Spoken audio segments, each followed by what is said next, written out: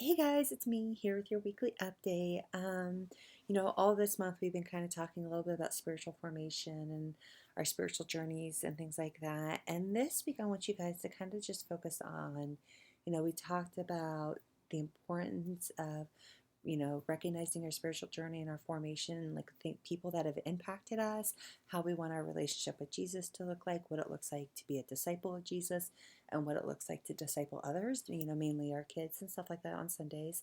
But the reality is these things don't just happen. You can't just here and say, I want to be this way, and it just happens to be that way. I mean, occasionally God will work miracles, if you're praying and stuff like that. But typically you have to put in a little bit of effort. You have to be willing to work at it, and a lot of times that's done through spiritual disciplines. And so I want to talk to you guys a little bit about that today. So, really, and I guess the biggest question I have for you guys is just, spiritual practices, spiritual disciplines, these aren't something you do just because you can check them off a checklist or that's what makes a good Christian.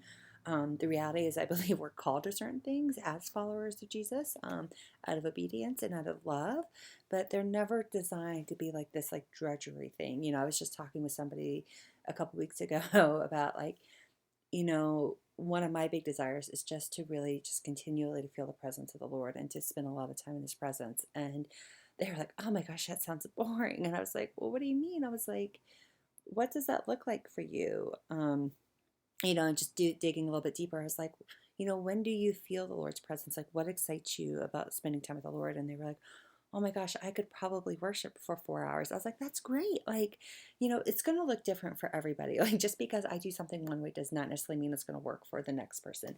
And that's okay. Like, that's the beauty of having such a variety of things.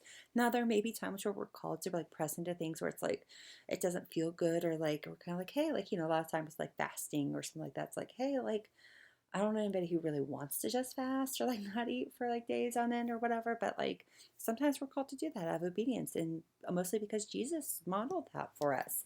And so, just even as we think about 2020, so first of all, we have our soul care retreat coming up this weekend. I think the registration is technically closed, but if any of you guys were thinking about it, I would highly encourage you to email Danielle tonight or Friday to see if you can still show up. It's going to be a beautiful space where you really get to dive into, reflect on 2019, think ahead for 2020.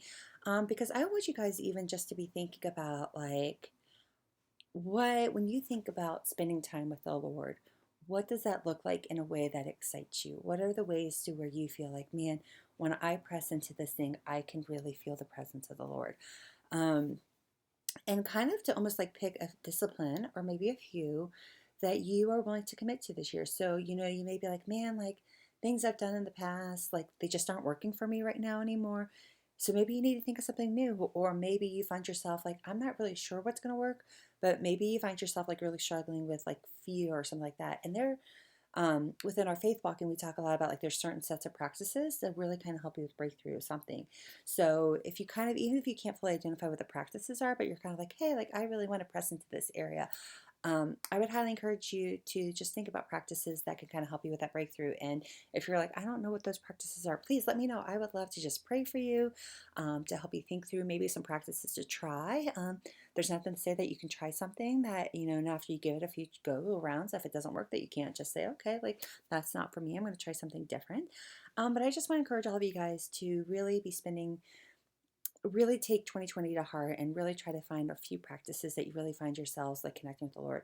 Because the reality is when we serve, when we, disciple others, when we pour our hearts out into ministry, that really should be coming from a place of an overflow and not out of a place of like emptying, if that makes sense. So like it should be coming out of an overflow because we feel like because the Lord has poured so much into us that we can just overflow all of His goodness and all of His love into the kids that we disciple on Sunday mornings. Like that would be my dream for each of you guys when you walk into our building on Sunday mornings, that you are coming into a place from overflow versus a place of like emptiness. If you ever feel that way on a Sunday, just reach out, ask for prayer. Like I'd be more than happy to pray for you, or just ask another team member or something like that. Because well, that's not the heart. That's not the heart of serving, the heart of ministry. So, um, So just be thinking about it. And, and I actually want you guys to email me like, hey, this is my chosen discipline for the year. This is something new I'm going to press into, or this is something I've always done, but it's been fruitful. And so I'm going to continue on doing that. So just email me what that discipline is, just so I can be praying for you, checking in with you. If, like I said, if you feel stuck, you're not sure, I would love to help you think through what that might be. Or just even give you, even if you're just like, I'm not sure which discipline I want to press into. Yeah, I can just give you some ideas, or we can explore some together. So just real quick, some updates for Sunday, you guys. It is cold and flu season. So just a reminder about what our wellness policy is, and I'll just attach a copy of it to this email so you guys can just review it. But if you have a kid coming in that's like hacking up a lung, green snotty noses, you overhear mom saying, oh, so-and-so threw up last night, all those things are cause for like, hey, um, sorry to hear so and so hasn't been feeling well, but we actually can't have them participate this morning, because we have you guys I want to keep from getting sick, and we have all the other kids that we need to keep from getting sick. And so, um, yeah, so just keep eyes and ears out like that. If something does pop up and you're not feeling confident and like, how do I approach a parent? I don't feel like I can say something. Grab me or the Sunday captain. We'll be more than happy to have that conversation with the parent. But we just really can't risk the health of everybody else in our program, for one little kid, as sad as that is. And chances are, if they're not feeling well, what they need most is to just be able to go home and rest anyways. They really probably don't need to be at church where everything's like overwhelming and exhausting. Poor Abigail this past week has been sick, and we sent her to school one morning because we actually thought she was fine, but by the middle of the day she was just laying on the floor like falling asleep in the middle of the classroom. The teacher's like, I think she needs to go home. We're like, yeah. So of course obviously we went and grabbed her right away, and I've kept her home the rest of the week just so she can rest. So really, like, these little kids, if they're sick, like, their bodies just need to rest.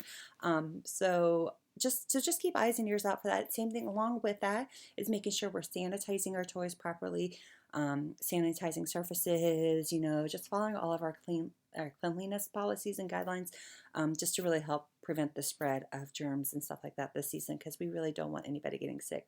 And then last but not least, you guys, February 9th is just coming up in just, 2 weeks, I think, at this point, is our 2020 kickoff volunteer meeting. So please come. It's going to be refreshing. It's going to be refueling. It's going to be rewarding.